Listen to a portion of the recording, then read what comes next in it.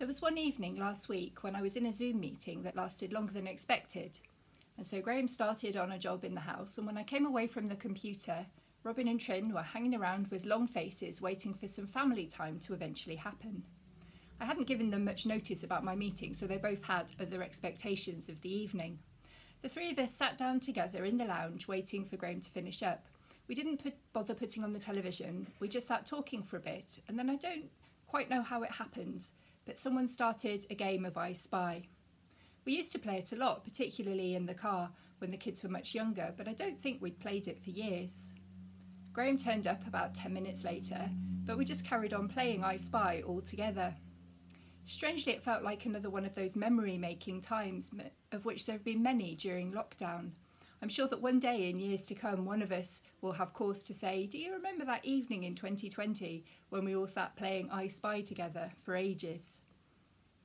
We played the game properly this time. You definitely had to be able to see the object everyone else was guessing. But it reminded me of a time about 5 or 6 years ago when Trin was still at primary school and she was just getting interested in the world of physics. Then, when we were in the car, she often wanted to play a game she made up called I Can't Spy. And rather than picking ordinary objects that you just couldn't see from where we were, the aim of the game was to think more about things you couldn't see with the naked eye. Trin and Graham liked to focus on a whole range of elemental particles and astro stuff, and as I don't know so much about all that, I found myself often picking things from the feelings and emotions category. Just to make the game a little bit easier, we were allowed to ask a few things about the chosen thing as well as making guesses, so it ended up being a bit of a cross between 20 questions and I Spy. If you've never tried it, do give it a go. It always made the miles disappear behind us much more quickly. I've been thinking about this over the last few days, thinking about the things you can see but don't always notice, and then about the things that you can't always see physically, but sometimes have to sense to know that they're there. Often in life we don't spend a lot of time really seeing. Sometimes we don't really want to see. There might be things we pretend we haven't noticed, either because we don't want to cause trouble for someone else, or because we don't want the guilt.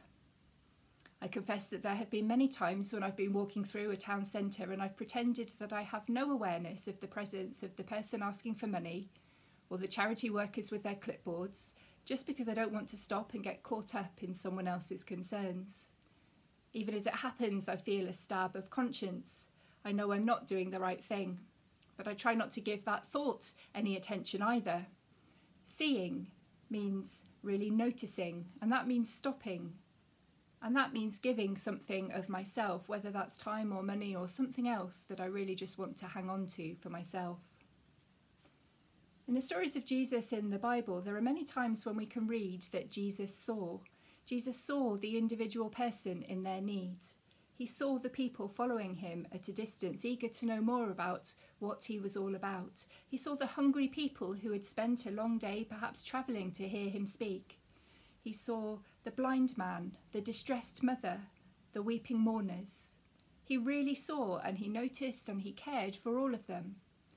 He saw what was on the surface, but he also saw below the surface. He saw what was obvious in people, but he also saw the needs that lay buried far beneath. To be seen is also to be known, and from that seeing and knowing can come the understanding that we are accepted and understood and loved. I recently attended an unconscious bias training session, and in one of the presentations, someone said that you can come across churches where people might say, "We only see each other as Christians here. We don't see difference. We don't see each other as black and white. We're all the same, brothers and sisters in Christ." And although the sentiment is perhaps well-intentioned, it's also highly problematic. Often what it means is that we actively choose to ignore what makes us different by thinking that everyone is really just like us. We say we don't see black and white because really we want to treat everyone as white. We say we don't see ethnicity or sexual orientation because it suits us better not to think about it, not to have to accept that we are all loved and accepted by God, even with all our differences. If we don't see it, and if we don't acknowledge it, then we can treat everyone as British or straight or neurotypical or without disability or whatever else it might be, and we can avoid what makes us uncomfortable.